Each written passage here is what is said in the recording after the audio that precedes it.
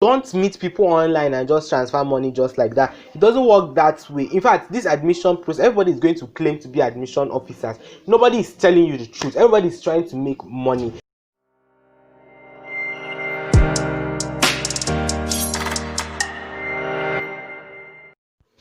So hello guys, welcome back to my channel. Guys, grab your cup, whether it's a cup of coffee, tea, whatever you drink, even alcohol. I'm just kidding. Don't take alcohol, kids.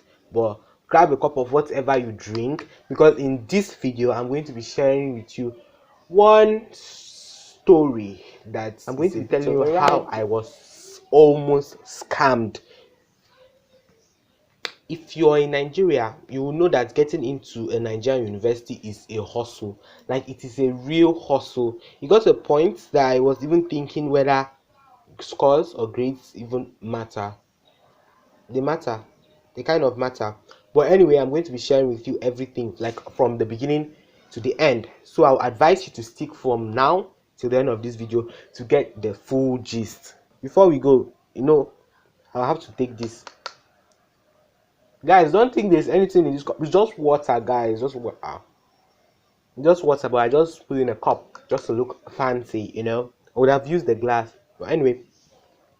So guys, my first university experience, my first ever university experience was when I was applying in 2018, and I was applying to University of Ilorin in Kwara State, Nigeria. And if you know that university, if you know any federal universities in Nigeria are very, very competitive. So getting in requires a lot of work, and sometimes, but anyway guys, so I don't stay in Kwara State, so I had to wake up early that morning to travel all the way to Kwara State, because Kwara State is kind of far from where I live. So we woke up quite early. I was going there with my dad since I was new to that place, and that was basically my first time, so I was lucky enough to go there with him, and he had someone there, so it was easy, kind of easy. So even on the way, we had to wake up early, get to the bus stop, then we had to go to. I was just very uncomfortable. Obviously, commercial transports are not very comfortable, so we had to get there. We started that journey. I think we got in Kwara State by 6ish. That should tell you like how early we had to start going. Woke up like 7. We left like 7ish, and we got there like 6ish in the evening, like 7 in the morning and 6 in the evening. So that should tell you like how far it is.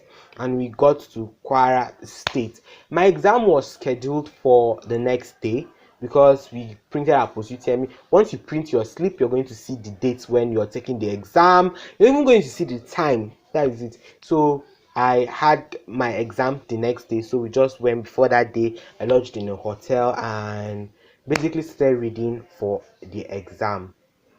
And the fun thing is, we had a group. I found a group which I joined, which was really helpful. I don't even know the name of the group because it has been 2 years. And the next day, I went for my exam, guys. I found out there was a line, and for some reason, I don't know what reason, University of Ilorin is really strict when it comes to dress code, how your hair is, how you look, what you're wearing. But anyway, I didn't have much of a hustle with that. I just had problems with how long the queue was. I had to stand on the queue, and we're going into our exams, like going in, and they give you a slip. And guys, I lost my way.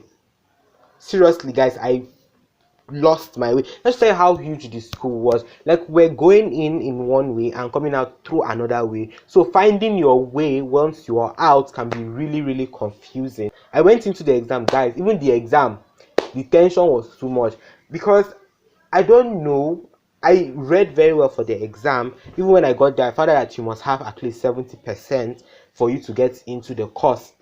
In case you, like I said, I do medical law and medicine, so I must have like 70% for me to get into medicine.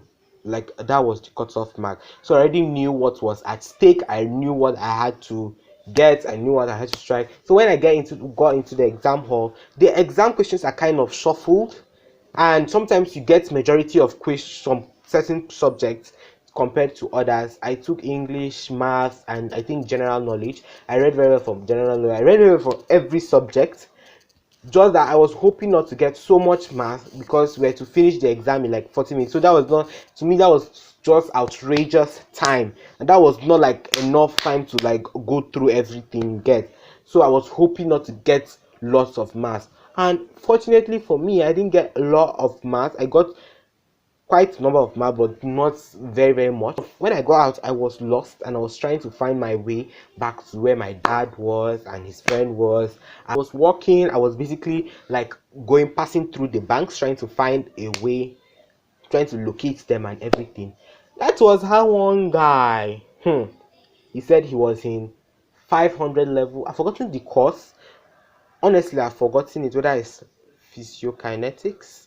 Honestly, I've forgotten the course he was doing, because the guy, after he finished telling me his life history and how he got into the uni, how he suffered, he tried really hard to get into the uni. He was not like he's going to help me get into the uni. And I don't know where you're from, but I don't think you're going to find somebody stopping you on the street telling you he's going to help you. Let me drink water. I'm getting pissed. Okay, so I don't think that happens. That was just the first time that this thing is just a scam. And later that night, my scores came in, and I got 78%, which, like I said, you must have up to 70% before you are able to get. So your boy passed, and the guy chatted me up again. This time he was asking how I did. I was like, I did pretty very well. Then he was like, we need to meet so I can send him my credentials, can send him my document. When he was just saying all these things, I just did one thing: block, delete, and that was the end. Because the next day, I was even going back. I don't normally say this story because I find that this story is of no use, but I think this is going to help somebody, because last year I heard of so many aspirants being scammed. They were scammed of money. There's even a story I read on Facebook about a girl being scammed of 80k. That is like so much money. See, to be really honest, I want you to focus on getting good grades. Sometimes good grades self, you might have it and you might not still be able to get in. But I want you to understand something. Apart from, even if you're giving anybody your money, you should be very sure of the person. Just very sure.